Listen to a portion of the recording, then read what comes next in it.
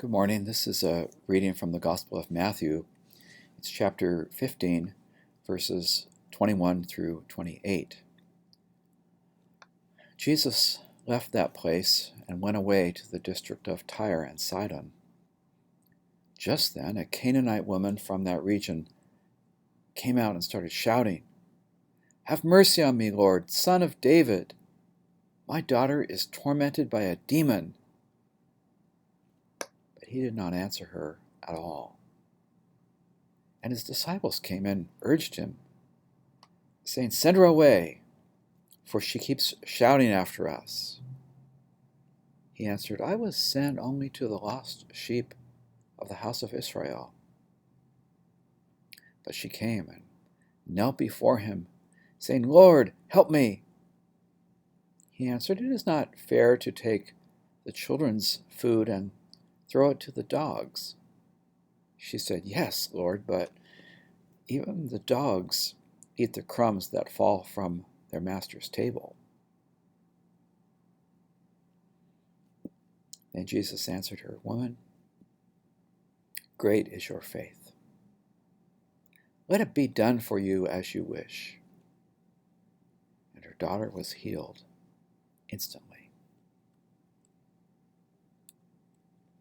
Lots of people, including I suspect some of us, find this story extremely disturbing. For sensitive readers, it raises some unsettling questions about Jesus himself. Has he bought into stereotypes about Gentiles that were common among the Jews of that era? Is he lacking in compassion for a woman in a desperate situation? What are we to make of this story? The best strategy I found for understanding the story comes from a sermon of Marguerite Schuster, and that is to start at the end. To start at the end of the story rather than the beginning. It may seem strange to you if you're like most of us who normally read a story from the beginning to the end. But in this case, I think we'll do well to reverse course.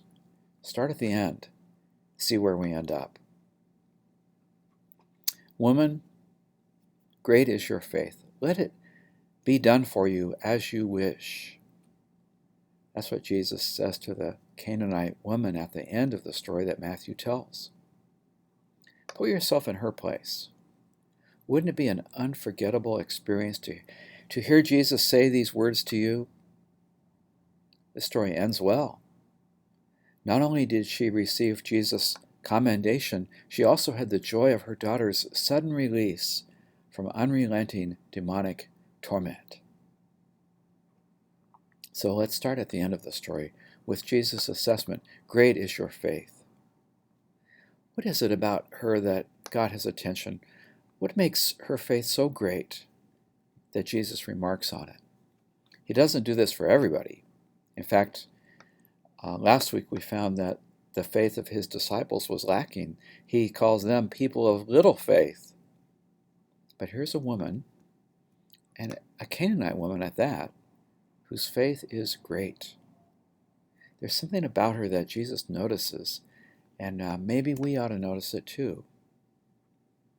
So if we keep working backward from Jesus' commendation, what do we find? We find that she uses her mind to reason with Jesus. If the children are eating, she suggests they'll certainly drop some crumbs. She's a mother, and she knows how children are. Children always are dropping crumbs. So she plays along with Jesus. Those crumbs will be available to the little dogs. She takes that potentially offensive figure of speech that Jesus uses, and she plays with it. If you say that we Gentiles are like little dogs, then at least let us have some crumbs.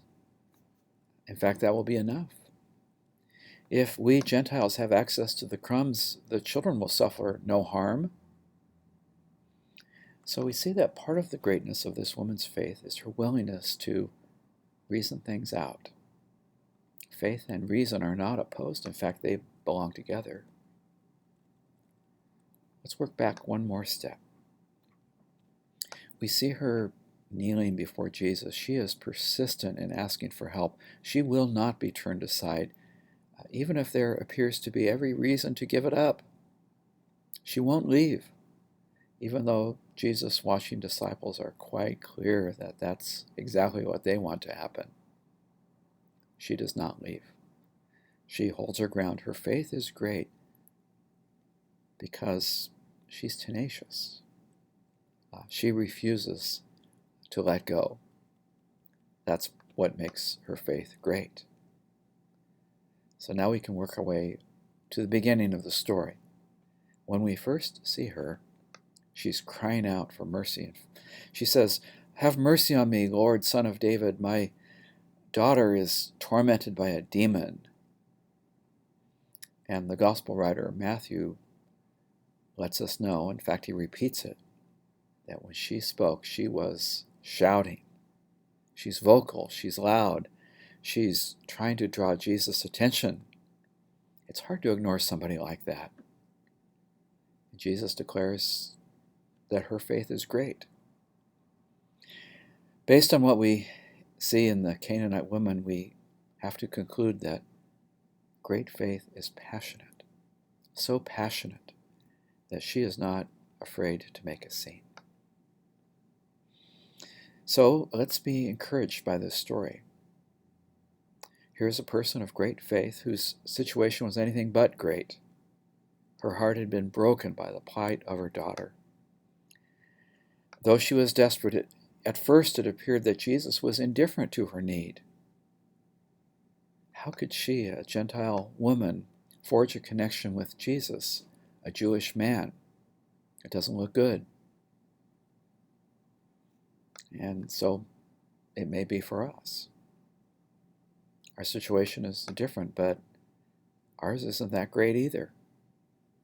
We've been living with a pandemic for how many months now? And though some of the numbers locally are showing movement in the right direction, we're still wondering how life is going to unfold. What will happen when children return to school? We don't know. We're not out of the woods yet. We may even worry that the Lord is giving us the cold shoulder, as it seemed for this woman who encountered Jesus. And yet, out of a not-so-great situation, emerged something that Jesus recognized as truly great, a determination to stay with him. If she could have great faith in such a plight, how about us? May the Lord grant us grace to follow her lead.